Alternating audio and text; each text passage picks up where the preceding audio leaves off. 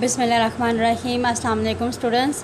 आज हमारा सब्जेक्ट है गुले लाला 5वीं जमात की और हमारा आज उर्दू का 3rd लेक्चर है। आप निकालें अपनी बुक से सफ़ा नंबर 17। ठीक है स्टूडेंट्स, सफ़ा नंबर 17 पे हमारे पास एक नया टॉपिक है उर्दू ग्रामर का। यह है ख़त हम किस तरह से लिखते हैं और ख़त क्यों लिखते हैं और ये किस ज़माने से ख़त लिखना जो है वो शुरू हुआ था। आपको पता है बेटा, पहले ज़माने में बहुत पुराने टाइम में हमारे पास मोबाइल अवेलेबल नहीं था, ना फ़ोन अवेलेबल था कि हम एक जगह से दूसरी जगह बात कर सकते और अपने जो हमारे प्यारे हैं, हमारे जो रिश्तेदार हैं, बहन भाई हैं, उनकी खैर ख़बर को जान सकें। तो एक दूसरे से बात करने का हमारे पास उस वक्त एक वाहिद ज़रिया जो था वो ख़त था। ठीक है, हम ख़त लिख के एक दूसरे का हाल चाल जानते थे और बात करते थे। ठीक है, अब ख़त लिखने के भी कुछ आदाब होते हैं, कुछ असूल होते हैं। अपने से बड़े को ख़त लिखने के आदाब क्या हैं? ख़त लिखने के लिए उन बातों का ख्याल रखना बहुत ज़रूरी है। आप ख़त में क्या लिखना चाह रहे हैं, एक अलग कागज़ पर या कॉपी में सिर्फ़ इशारों की मदद से अहम बातें लिख लें। ठीक है, मसलन इम्तिहान में कामयाबी, अम्मी जान की सेहत, छुट्टियों का प्रोग्राम वगैरह। मीन सबसे पहले तो आप ये डिसाइड करें कि आप ख़त लिख किस टॉपिक पे रहे हैं।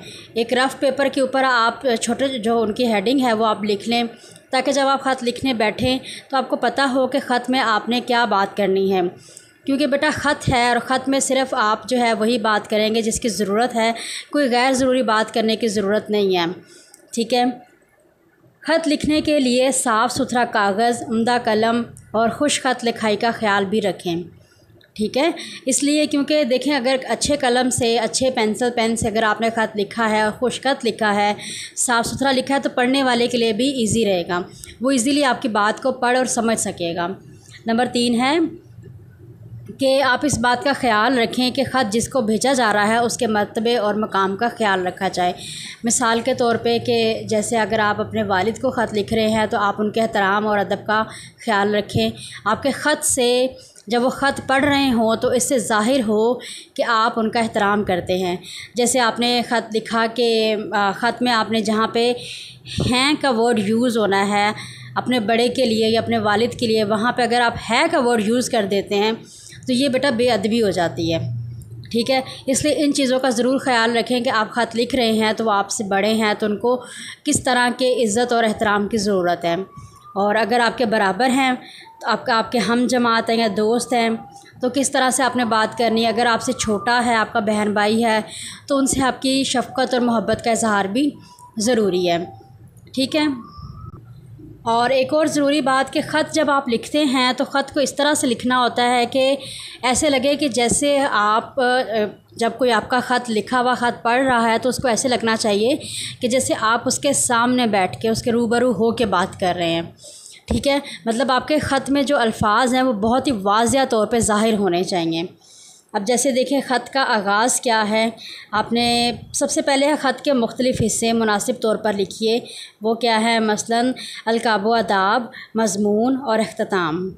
ठीक है, सबसे पहले आपने अलक़ाब व आदाब में वो आएगा कि जिसको आपने ख़त लिखना है वो आ जाएगा। ठीक है, आप पहले अपना डेट लिखेंगे, शहर लिखेंगे, फिर जो भी जिसको भी आप लिख रहे हैं, मोहतरम अब्बा जान या अम्मी जान, चचा जान, जो भी आप लिख रहे हैं वो आ गया। फिर आपका मज़मून आ गया कि उस ख़त में आप बात क्या करना चाह रहे हो, जो उसका दरमियानी हिस्सा है वो सारा। और फिर आपका इख्तिताम होगा, आपने जहाँ पे एंड करना है, जैसे आपका फर्माबरदार बेटा, भतीजा, पोता जो भी है। ठीक है, अब ख़त का आगाज़ किस तरह से करना है। बड़ों के लिए इस्तेमाल होने वाले चंद अलक़ाब क्या हैं? अब्बा जान, वालिद साहब, ताया जान, दादा जान, मामू जान वग़ैरह के लिए प्यारे, मोहतरम। ठीक है, इस तरह से आप इनको इस्तेमाल करेंगे।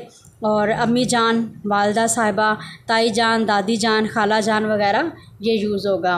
और जब आप ख़त का अख्ताम करें, मतलब जब आपका ख़त ख़त्म हो जाए तो आपने क्या करना है, आपका फर्माबरदार बेटा, भतीजा, पोता या आपकी फर्माबरदार बेटी, भतीजी, पोती। ठीक है जी, नेक्स्ट है ख़त के मुख्तलिफ़ हिस्सों में मुनासिब फ़ासला और वज़ाहत ज़रूरी है। मीन्स कि आपने एक सेंटेंस लिखा इतना, उसके बाद थोड़ा सा गैप दे के आप दूसरा सेंटेंस अपना शुरू करें, लेकिन इतना गैप नहीं देना कि जैसे अगर आपने शुरू ऐसे लिखा है शुरू, तो आपने ये शीन रे इधर लिख दिया, वाव इधर लिख दिया, आइन ये लिख दिया, तो ये इस तरह के अल्फाज जो हैं पढ़ने में भी मुश्किल होती है। मतलब आपके जो अल्फाज हैं वो वाज़िह तौर पे लिखे हों और जो आप बात करना चाह रहे हैं उसकी वजाहत भी समझ आ रही हो। ख़त के शुरू में दाएं जानब अपने शहर का नाम और तारीख़ लिखें। अब इसकी जो एग्ज़ाम्पल है वो नेक्स्ट पेज पे है, ये देखें।